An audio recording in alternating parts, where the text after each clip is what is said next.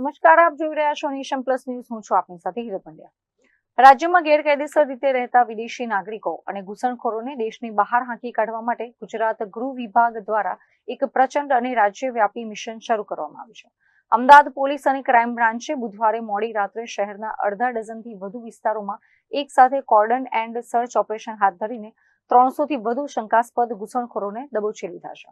ગુજરાત વહીવટી તંત્ર અને સુરક્ષા એજન્સીઓ જ્યારે એક્શન મોડમાં છે. પોલીસને પાક્કા પાયે બાતમી મળી હતી કે ગયા વર્ષે ચંડોલા તળાવ ખાતે હાથ ધરાયેલા ડ્રાઈવ દરમિયાન જે ઘૂસણખોરો ભાગી છૂટ્યા હતા તેઓ ફરીથી અમદાવાદ અને આસપાસના મજૂર વિસ્તારોમાં આવીને છુપાયા છે. ત્યારે ઓપરેશન ડેલ્ટા હન્ટ હેઠળ હ્યુમન ઇન્ટેલિજન્સ અને ટેકનિકલ સર્વેલન્સના આધારે પોલીસે રાતોરાત 300થી વધુ શંકાસ્પદ પુરુષો, સ્ત્રીઓ અને બાળકોની અટકાયત કરી હતી. કલાકોની આકરી પૂછપરછ અને દસ્તાવેજોની ચકાસણી કર્યા બાદ તેમાંથી 166 વ્યક્તિઓ સંપૂર્ણપણે બાંગ્લાદેશી નાગરિકો હોવાનું સાબિત થયું છે, જ્યારે હજુ પણ 150થી વધુ લોકોની ઊંડાણપૂર્વક તપાસ ચાલી રહી છે. સૌથી મોટો અને ચોંકાવનારો ખુલાસો એ થયો છે કે આ ઘૂસણખોરોમાંથી અનેક લોકો સ્થાનિક એજન્ટોની મદદથી છેતરપિંડી કરીને ભારતીય ઓળખ કાર્ડના નકલી દસ્તાવેજો પણ મેળવી લીધા છે. આ આંતરરાષ્ટ્રીય સ્તરના બોગસ દસ્તાવેજ કૌભાંડ પાછળ કોનો હાથ છે તે દિશામાં ક્રાઇમ બ્રાન્ચે તપાસના ચક્રો ગતિમાન કર્યા છે. पूरे गुजरात में ये ऑपरेशन डेल्टा हंट चलाया जा रहा है. अहमदाबाद सिटी में भी सीपी सर की अध्यक्षता में चलाया गया.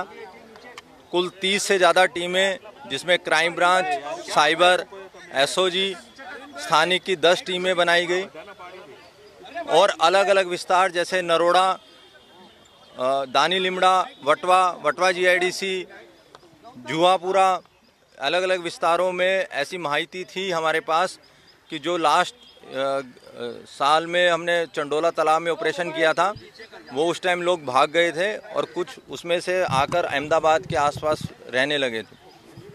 ह्यूमन इंटेलिजेंस गैदर की, टेक्निकल इंटेलिजेंस गैदर की और कुल 300 से ज़्यादा शंकास्पद आदमियों को और औरतों को और बच्चों को राउंड अप किया. उसमें से 166 जितने अभी तक प्रस्थापित हुए हैं कि वो बांग्लादेशी हैं, वो गैर कायदेसर घुसनखोरी की थी और वो यहाँ पे इलीगल तरीके से रह रहे थे. बाकी 150 से ज़्यादा लोगों की अभी पूछपरछ चालू है. उन 166 में से काफ़ी ऐसे लोग भी हैं जिन्होंने इंडियन आधार कार्ड बनवाया था गलत तरीके से.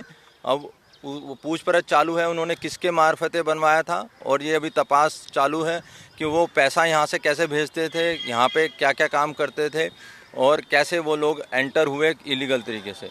इसकी आगे ही कार्रवाई की जाएगी. जैसे कि पिछले साल सीपी सर की अध्यक्षता में और डिप्टी सीएम साहब की मार्गदर्शन में 465 जितने गैर कायदेसर बांग्लादेशियों को वापस डिपोर्ट किया गया.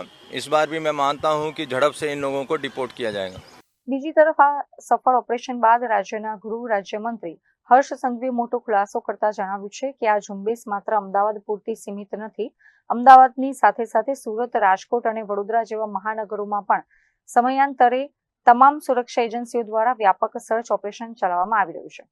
હર્ષ સંઘવીએ દ્રઢતાપૂર્વક જણાવ્યું છે કે રાજ્ય સરકારે ગેરકાયદેસર ઘૂસણખોરી પ્રત્યે શૂન્ય સહિષ્ણુતા એટલે કે ઝીરો ટોલરન્સ નીતિ અપનાવી છે. રાષ્ટ્રીય સુરક્ષા સાથે ચેડા કરનારા તત્વો સામે ભવિષ્યમાં પણ આ પ્રકારની આકરી સૈન્ય જેવી કાર્યવાહીઓ અને ધરપકડની ઝુંબેશ અવિરતપણે ચાલુ રહેશે. Bureau report, Nation Plus news, Ahmedabad. સમાચારોના સતત અપડેટ મેળવવા માટે અમારી નેશન પ્લસ ન્યૂઝની યુટ્યુબ ચેનલને સબસ્ક્રાઇબ કરો, બેલ આઇકન દબાવો અને જોડાયેલા રહો ફેસબુક, ઇન્સ્ટાગ્રામ અને ટ્વિટર પર.